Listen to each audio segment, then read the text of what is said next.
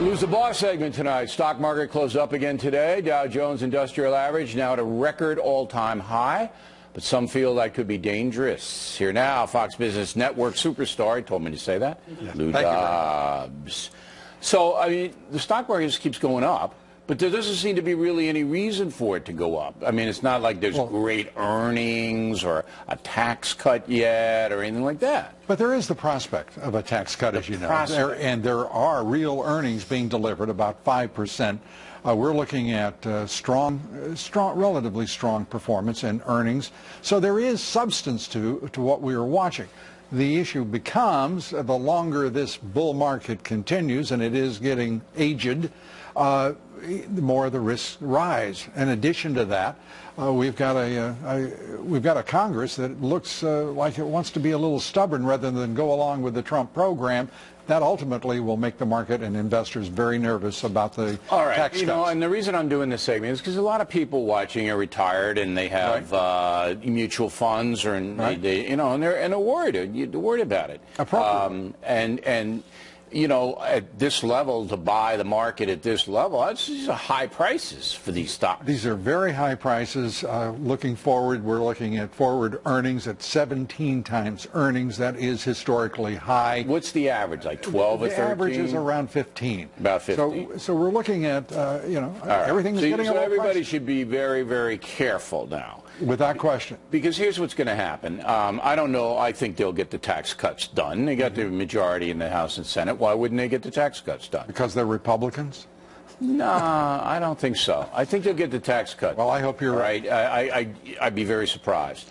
But the interest rates are going to go up, right? Right. And so the cheap mortgages, they're already going up now. But we've only seen one interest rate hike by the Fed in the course of more than a year. Over the next couple of years, they're going to rise, and that's going to make buying stuff more expensive, particularly big ticket. But the one factor that's not going to stop is this trying to get Trump. We're living in an age now where they're trying to get him, they being the Democratic Party and the media, which have combined. And the establishments of both parties. I mean, you go across the line. You're right. This White House is under assault from all corners. And that's not going to stop. I don't think it will either. Sooner or later, they're going to come up with something that blows it up into this big national crisis. But what you're talking about, Bill, is balancing. For every investor listening to you and me right now, the issue is the same as always. Balance risks, which are rising in part because of the reasons you're talking about. There are internal risks in the market. There are external, whether it be Russia, whether it be China, Tehran, whatever it may be. Sure. North Korea. But it's a balance between risk and reward, and right now, prudence is to invest in a market that is rewarding on the level of current risk. No, I don't understand what you just said, but would you put money in now, Lou? If I have a company that I think is going to be profitable and has demonstrated earnings, so you selectively. Yes, absolutely. Which is not mass. No. Mass anything, mass exodus, mass entrance is not a good idea. All right. Because it is a dangerous world we're living in right now, where anything can happen at any time. And it's an unhealthy, last word. Last word. We're not even a month into this administration. A word of caution from Bill O'Reilly, appropriate. Thank you. But this is an optimistic time, I think, for most of us. I think it is a time to be optimistic about the prospects, something that we haven't been able to enjoy if the economy for 8 years. Starts to perk, then you're going to see the stock market go up to 30,000. All right, Lou Dobbs, everybody, there he is. Plenty more ahead as a factor moves along this evening. Miller says Americans cannot get along, so drastic action should be taken. We'll get his point of view. Also, Martha McCallum on the radical left attacking the Trump administration by using wounded veterans. Fast with, you may know, is on the same page under President Obama. But even more confusing is the political bent of American Jews. They make up 3% of the electorate and voted for Hillary Clinton over Donald Trump by a whopping 71 to 23. 2008, it was even worse. Barack Obama got 78%, John McCain 21, and remember, Senator McCain is a fervent friend of Israel. Joining us now from Austin, Texas, Carl Rose. So it seems that liberal domestic ideology overwhelms security for Israel. when American Jews go to the polls, or am I wrong? The 1930s, they tended to vote Democratic, overwhelmingly so. Before that period of time, particularly after 1896, they voted overwhelmingly Republican.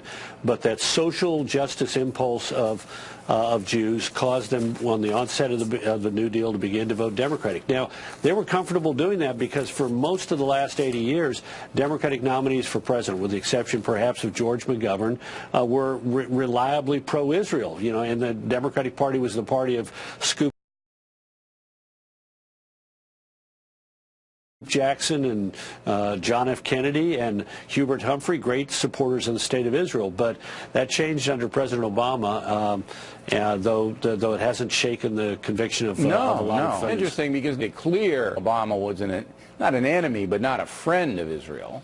He made that very clear.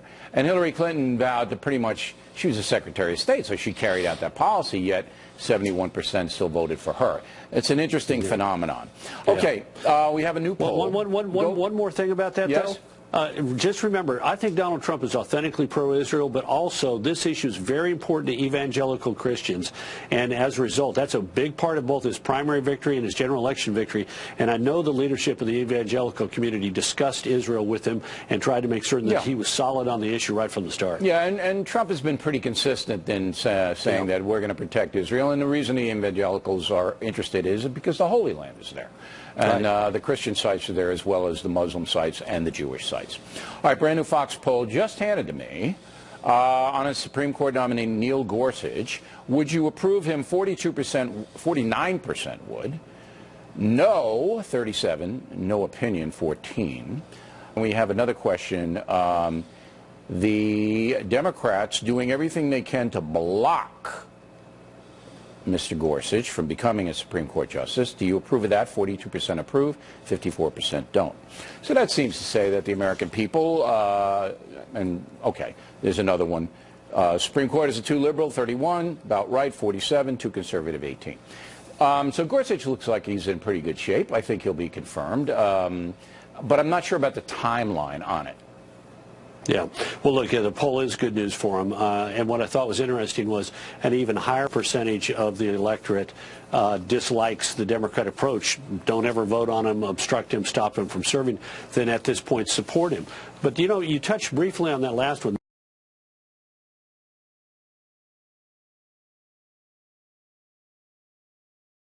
This is an indication of how, you know, unanchored a lot of public opinion is. If you look at that final question, which is, do you think Supreme Court decisions are too liberal, about right, or too conservative? The last time Fox News asked that back then said 47% today. I think that's because a lot of people say, oh, there's a vacancy on the court. Trump has made a nomination. The guy seems pretty good. Therefore, the court is already in a better place. It's very odd, in my opinion. Yeah, because, I mean, it's hard as we know, the Supreme Court has been contentious the last year or two. It's hard to calibrate that. It's also an issue that's not very well educated in the public eye. When you ask a question to Americans randomly, and it's a very sophisticated analysis you're asking here, the tendency of accuracy drops through the floor. It's not like, is Trump doing a good job? Everybody has an opinion. Supreme Court, it's a little murky. They don't really know what's going on. Well, they have an opinion, but it's not well anchored. You're right. It isn't deep and well convicted, but it is an opinion, and it's interesting to see. I think they've already made a decision. This guy seems to be okay with me, and the court is going to be about right. You know, I like it when you say you're right to me. Yeah, but I was talking about the poll. No. You said I was talking mostly about the poll. Mostly about the poll. Call Rove, everybody. Miller on deck. He says Americans are no longer able to get along. Miller is next. For 16 years and counting. Thanks for staying with us. I'm Bill O'Reilly in the Miller Time segment tonight. 2 weeks ago, the D-Man and I discussed his idea, putting a wall between California, Oregon, and Washington State and the rest of the West, dividing the folks. Also walls around the Northeast and Chicago, because attitudes are so different in those places. Tonight, Miller would like to expand his theory. He joins us now from Florida. What are you doing in Florida? You hanging out with Mar-a-Lago down there, Miller? What are you doing? Billy, I'm down here for the big hair seminar this week. Sit with Phil and talks about the latest cutting-edge pomades and stuff like that. Yeah. Then I go up the road. Next week, I'm at the Burt Reynolds Dinner Theater in Jupiter, Florida, doing love letters with Nancy Pelosi. And today I find out she can't read, so we have to teach her this. We have to teach her the script phonetically. Phil Keating, by the way, a Fox News correspondent based in South Florida, for those of you who... All right, Miller, now, you're saying that Americans are no longer going to be able to Bill, get along. Let me quote the great Buffalo Springfield. There's something happening here, and what it is all too clear. We're going through a divorce. This is like getting War of the Roses ugly. If you want to check the docket in the court, it's been filed as the deplorables versus the insufferables. And I think that we're basically incompatible right now. Some of the things the Democrats are doing are scaring the living hell out of me. Can I enumerate a couple of them? Certainly. Well, they've turned into Dr. Strangelove versus Russia. I mean, we've gone from this silly thing where Hillary's standing there with the Jeopardy button, you know, asking them to hit it, and now every day I wake up and they're completely hawkish, and I'm worried about them vaporizing Moscow like failsafe. And you know something, Billy, it gave me a good idea when I was watching Pelosi talk about this earlier this week. We should make Pelosi's face the decal on the front of our unmanned drones. Wouldn't that scare the living hell out of you? Coming down the pipe, and just that look. Now, Schumer has turned into Donald Segretti. You're a history buff from the Nixon days. Right. And he's into the dirty trick squad right now. And he'll do anything to screw this president up. I watch the news every night. They say there's peaceful protests. Then I watch kids throwing sawhorses through the windows of banks, and I think, this is what's passing for peaceful right now? The only good thing about those protests, I can tell you, Bill, is for the first time, a lot of those kids have a steady job. It's nice to see them out working that hard, because heretofore they've been home on the couch. Now, you're a history buff, like I said earlier, and I have to ask you a question, Bill. I mean this in all seriousness. Obviously, we came to a primal fork in the road in the 1850s, 1860s over slavery. In the country, it could not abide anybody believing in slavery. We had to break up. But up to that moment, I sometimes read stories about Grant and Lee and all these West Point guys being friends. Do you think, outside of the fact that a house divided had to be because we had to eradicate slavery, do you think the country was this polarized as far as manners with each other, or was it better than prior to the Civil War? No, the hatred after the Civil War was pretty intense, and leading up to it, people were being whipped up, and you know, when you're stabbing each other to death with bayonets, I mean, that's a pretty extreme situation. No, but I mean, before the Civil War, what was the headset of the country? Like this? No, because everybody was, what's happening now, the difference now is, back then you had to make a living or you died. All right, there was no like welfare. Yes. All right, so you're out in the fields or you were doing what you did 10, 12 hours a day. And so you didn't really have time to come back and watch cable. And it wasn't cable. But now there is cable. But even worse is there are little machines that just whip stuff up like crazy and get to people emotionally. And so they're walking around taking their frustrations out on people they don't agree with politically. It's all take the frustrations out on. You would concur, though, it's as rough as you've seen it right now. It is. I don't think you were around in the Civil War. I've never seen America more hateful. Even split. It's worse than the Vietnam era. It's worse. Last word. Yeah. I knew our leaders were in Washington. I just didn't realize it was the state. That's how split we are. We can't even decide if we're going to have a border anymore. I heard when I was coming in here today that the 7 countries on the president's stay, the 7 countries have sued us. Today they issued a statement in the 9th Circuit Court. The 7 countries said, listen, we've got all our crazy terrorists in. We need you to shut it down now. You're diluting the work pool. When our guys go to sign crazies up, they're going to run into bad crazies. We need you. And Mike Flynn, by the way, just signed to be Hillary's new webmaster on her new website. So there you go. It all comes full circle. There he is, Dennis Miller. All right, and Martha they hired McCallum. the switchboard operator. Blah, blah, blah, blah.